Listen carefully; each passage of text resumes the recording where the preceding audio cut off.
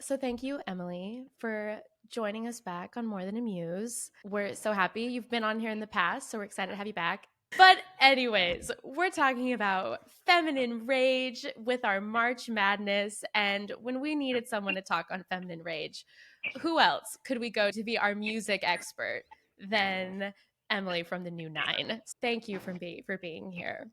I'm so excited. Just we know you, we've been following you for years, but do you just very briefly just want to touch on what you do with the New Nine, and then we'll jump into our discussion on being angry? Of course. The New Nine is like a feminist music platform. We highlight indie artists, we champion women in music, and we just want to highlight some of the issues women in music are facing while also uplifting and supporting them. Amazing. Yeah, that's amazing. A mission that we 1,000% can Yes. get behind. And I have to say, I love your Men I Hate in Music Yes. series because I feel like it's so important. A lot of people don't know these details. We did a whole episode on Elvis and we're like, Oh, yeah. surprise! Yeah, so it's good. I feel like it's important to get that information out there. Totally. And it's such a controversial series, and I get a lot of hate for it, but I'm not telling anyone what to do. I'm just informing them of the facts. And I think it's important to see how much problematic men are just put on a pedestal in the music industry. Definitely. Totally. Like the amount of things that are like swept under the rug, and I'll see those and I'll be like, man, I know that guy's name, but I didn't know that. And like you said, you're just giving people an opportunity to say, hey, I hate this person. Maybe you could hate them too, but I'm not going to force you. But I have seen the comments that you get will come for you over those. And you're so brave, honestly. It's taken some time. I used to be so much more sensitive about it. And now I'm like, oh, just internet people. Like people on the internet too will find a reason to hate anything. That's just the life. It is the life. I know. Unfortunately, our videos will sometimes get on the wrong side of like YouTube shorts or and we'll get all kinds of things. And it's at first it's so jarring of, oh my gosh, who could say this? And then it's, you know what? If I met this person in real life, I would not like them anyways. It's cool. We're just like it really doesn't matter. Yeah. Yeah, exactly. Yeah. Jumping into then women being righteously angry, I think. So obviously these questions are touching on music. So I'm going to start with our first one, which kind of goes back to historically. And I want your opinions on like, how do you think music has historically been used as a platform for women to express anger or frustration or those ugly emotions? I think music is one of the first outlets I think that a lot of people had to express anything.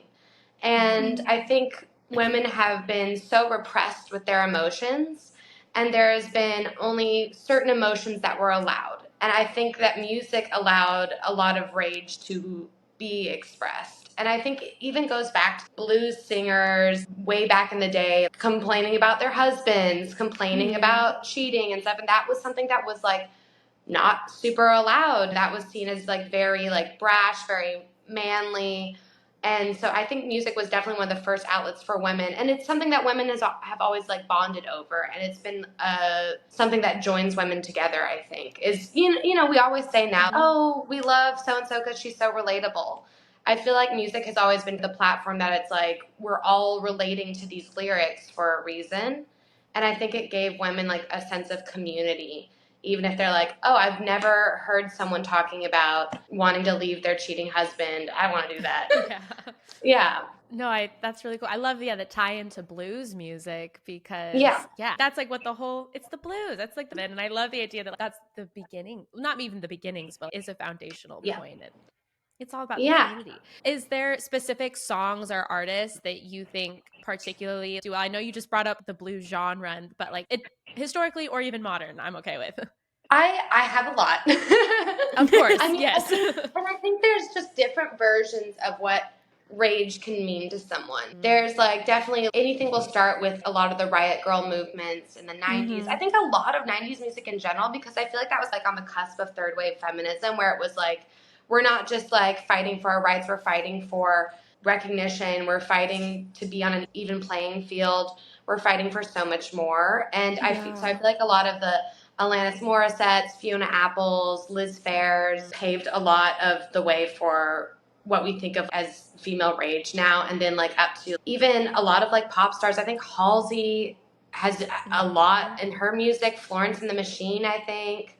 And Beyonce especially. I love Beyonce. When Beyonce is mad, I am so mad. Yeah. The whole Lemonade is the best because, agreed, when Beyonce's mad, that's my favorite version of Beyonce. So, Yeah. Get out of the way. Yes, exactly. She obviously had to get Ring the Alarm. Oh. Ring the Alarm is such a good rage song. You are mad with Beyonce. Yes. I forgot about that song, but I know. Yeah, what a throwback. I remember that song so specifically because that was when people were spreading rumors that Jay-Z was cheating on Beyonce with Rihanna, and then she released that song, so it was like tying into it. I remember this so specifically, but I love that song. It's a good one. And then Don't Hurt Yourself. That's like that's my angry song. Like when I'm angry, it's Don't Hurt Yourself by Beyonce and Jack White. Yeah. Yeah, but I definitely think a lot of the 90s female artists, whether some people think it's contrived feminism or not, like a lot of people think, certain things weren't genuine, but I think it just gave a platform and gave a lot of room for artists now to grow in that space of what we think of as female rage now. That's an interesting thing. I feel like even if someone else handed you the lyrics and they're like, this will be a hit, don't you think there's probably some part of you that, I can relate to part of this? I don't know. It can't be that contrived. Oh yeah, for sure.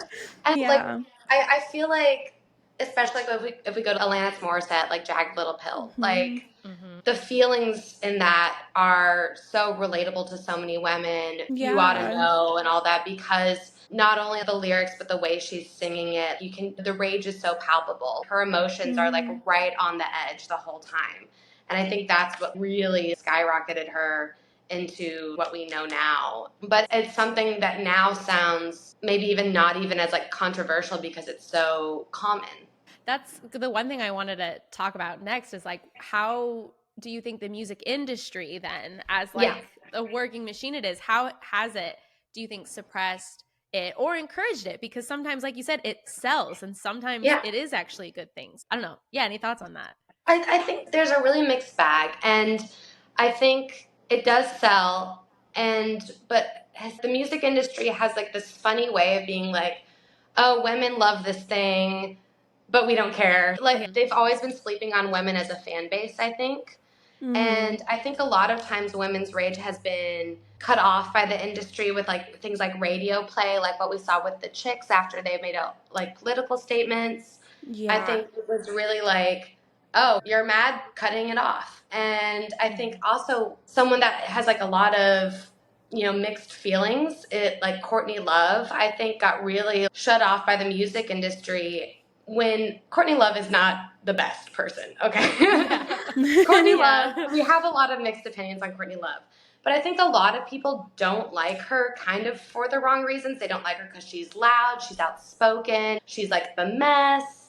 And I think those same standards aren't upheld for a lot of men. And if she was a man, we'd be like, oh, she's controversial, she's rock and roll, she's Maddie Healy. Yeah. I feel like the music industry turns their backs on women who go against kind of the grain. And even if I can't be like, they're the best people to hold up as an example, but I think she's definitely an example of someone the music industry has a weird love-hate relationship with, because she made some great music. She is a pillar for female rage in music. A lot of women really relate to the things she's saying. But at the same time, people will flip it around and say she killed Kurt Cobain and all the time or something like that. And then the Chicks were banned and then had a really great comeback with Not Ready to Make Nice, which I think is such a valid song. So I think it's a really mixed bag on the music industry, whether they uplift something because it's selling or push it down because... And like the radio play thing is a thing with a lot of country artists for sure. Yeah. It's interesting, even you just bringing up Maddie Healy.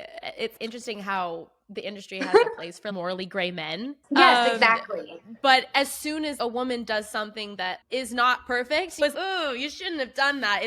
There's no room for you here, and that's that's interesting. Yeah, men are allowed to be like, oh, it's controversial, it's nuanced, you don't get it. Mm-hmm. But for women, it's immediately, oh, she's horrible. Yeah, and a lot of times when the truth is, like, anger can be a very messy emotion. So if there is an artist that is expressing that, they'll get it wrong. It's like statistically, they're going to do something that maybe they shouldn't have done if they're okay with being angry publicly. Yeah, I think anger is a messy emotion. And I do agree. It's like I've always said people are allowed to grow and learn. And I think we should give some more allowance to women who are going through a lot and maybe, anger especially. Yeah. Totally. You brought up the chicks, but do you think there are other female musicians I know you talked about Halsey. Granted, you brought up a lot of amazing artists, but any other ones that you think have particularly used their platform to address that and maybe fuel it? I don't know. Fuel that feminine rage or I think country music, especially, like talking about like Loretta Lynn, who has been banned from the radio so many times. She had a song, The Pill, about birth control, which is like the least controversial thing is birth control. Like, I guess not. Yeah. But it's just crazy. And she got a lot of pushback from her label, and she was really passionate about this song. And a lot of her songs about, again, we go back to country women leaving their husbands, got a lot of pushback from radios. And we see that affecting their careers, but I think it's really important what she did. And platforming things, like if you look at Nina Simone, like her career was never the same after she did Mississippi Goddamn. And I think Nina Simone is another good example of that kind of female rage that was a quieter rage. And I think she said something like she was just internalizing so much rage that after that song was released, she just spiraled. Sorry, go on. No, go on. No, you go. I was just going to say, it's interesting with country music because with Beyonce, she just put out a country song. And oh, wow. A lot of the comments of like, because it just went number one, that's an incredible thing. And I was seeing so many comments of these women would be turning in their graves and they're referencing like those older country women. And I'm like, you're so dense because exactly like they're like Loretta Lynn, like this isn't her. And I'm like, no, there's more of a chance that they would love this than they would be upset and rolling in their graves of what has happened to country music. I was just like, Again, the internet is a horrifying place. I was reading those comments because I'm from Texas. Beyonce's from Texas. I love my Texas girls. It is so natural that she would make country music. Daddy Issues was already really good. And I was reading one comment, and some girls, country music isn't about like glitz and glamour. And someone's like, did you tell Dolly Parton that? Like, Dolly would disagree so strongly. Yes, she would. Country music has just made such a complete turnaround of what it once was, and I think Beyonce is allowed to be in any genre she wants to be in, honestly. Yeah, hasn't she earned her stripes at this point? Just let her do what she wants. People are just mad because she's good at everything she does. I get it. Like, that's a threatening thing. But what were you saying? Sorry, I cut you off. What were we talking about, the social platforms? Yes. I was going to say Sinead O'Connor, too, was a huge activist and had a lot of that, what people would call female rage. And I think she said she had a hit song and everyone loved her. And then as soon as she started expressing any of her opinions, everyone turned on her. And she actually said that was a good thing because she didn't want to be like a number one song person. She wanted to do what was right for her artistry. She wanted to go rip up that photo of the Pope on SNL and talk about dismantling the patriarchy and how religion traumatizes girls. And it's like back to that thing you were saying about the music industry, like supporting or not supporting, but it's these artists that have this like feminine rage and use it to further like these huge statements about women's rights. And it's a mixed bag on if they're going to be rewarded or get a slap on the wrist. True. Yeah.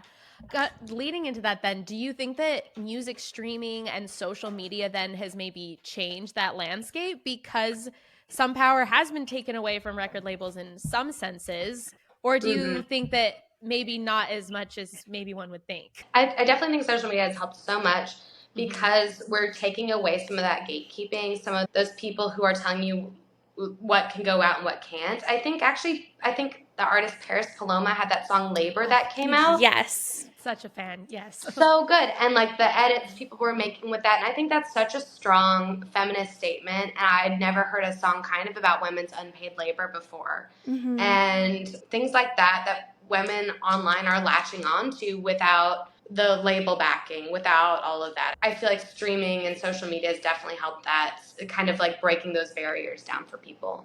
Yeah. It's funny because that's what I think of when I think of like feminine rage music, is like the deep cuts that like the radio won't play. It feels like a secret club that everyone's a part of, where we're like, yeah, these are the songs you listen to, because they won't show up at the top of the charts. And I even think of 10 Things I Hate About You, where they say that she likes indie rock music, angry girl music of the indie rock persuasion. Yeah. Same. Yeah, I know.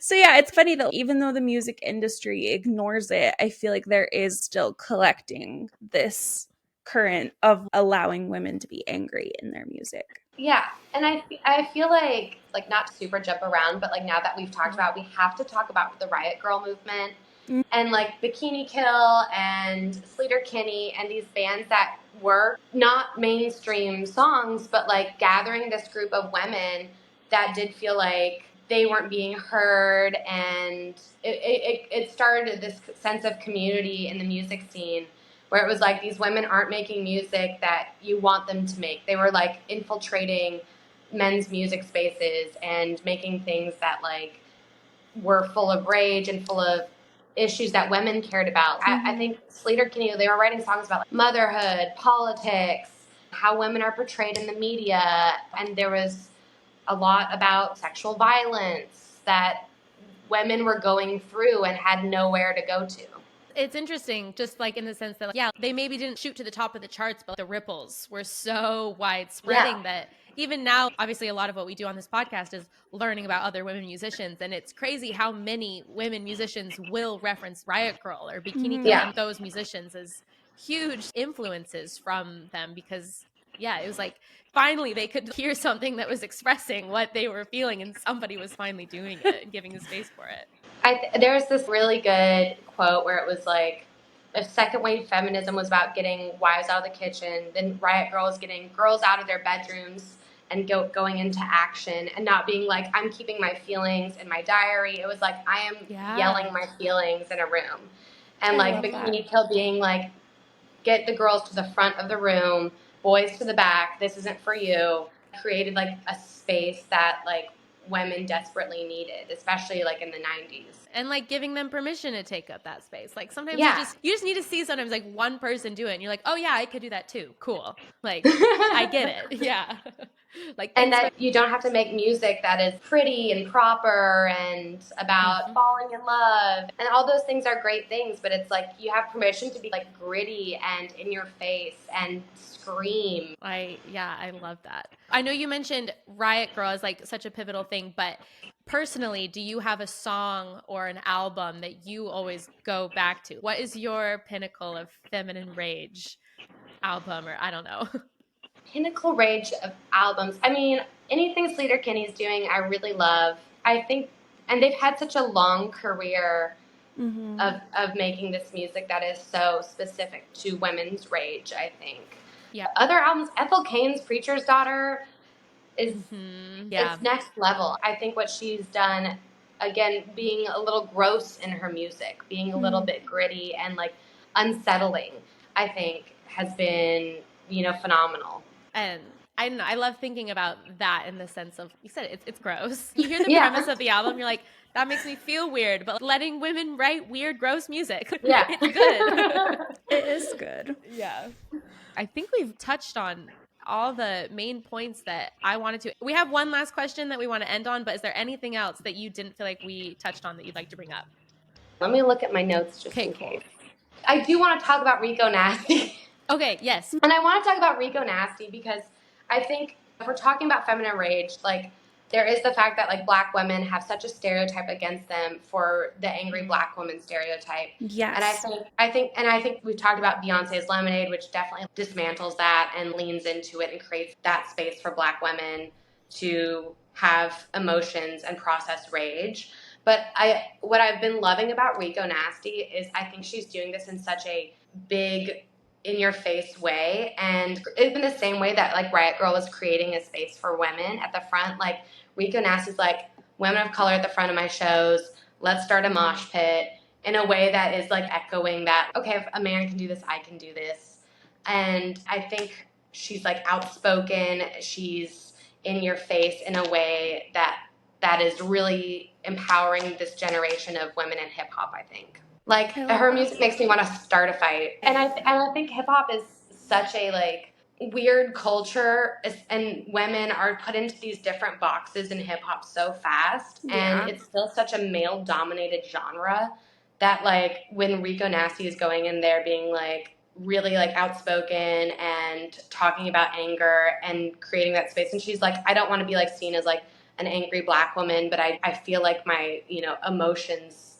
I have this quote. I don't want to be that stereotypical Black girl that's mad all the time, but if that's what you need to be to get your point across, just be that bitch. At the end of the day, you have a side of the story that needs to be heard too. And I really loved that. I think she's doing really great things. That's so cool. No, that's incredible. The last question that we like to end with is just a personal one of what does feminine rage mean to you? Like in your own life, how do you express that, or how, I don't know, whatever, open-ended. What does feminine rage mean to me? I think it's just about getting your feelings out. I think women are not allowed to have rage sometimes. I feel like men can be angry all the time, and it's just, they just have so much going on. And I think for women, rage bubbles up to a certain point that you have to let it out. Mm-hmm. I don't think women's rage is immediate. I think it builds up for so long inside you that when it's released, it's like a cathartic release. And I think that's what's so beautiful about feminine rage music, is that it must mean something to get to that point, for sure. And I think that's why I love this music so much, because it bonds all of us together in that point of, this is something we can all relate to, this is something we're all feeling, and if it's gotten to this point where it's bubbled up like this, it means something. Yeah, wow. I love that just too, because I listen to this music and it feels very thoughtful for me. It doesn't ever feel reactionary, because they've been sitting with it for a long time, that they're like, no, I'm so justified in this. It's so clever usually by the time they get to that point. It's never just nonsense. You can tell that they've just deep-seated just hurt and pain over it. Generational trauma, rage. When Beyonce is in her hold-up video smashing cars, like just smiling, and this is built up. Like she knows exactly what she's doing, and she is enjoying every moment. Exactly. And making it look amazing. Yeah, and looking great while doing it. Very important note there. Amazing. Thank you so much for coming on our podcast again and being a part of our March Madness and celebrating women being as mad as they want to be. So I love that. So I love what y'all are doing. I listen to y'all's podcast all the time. Y'all are doing such a good job. Thank you. And same with you. Always love watching we're big fans. TikTok. So. Yeah.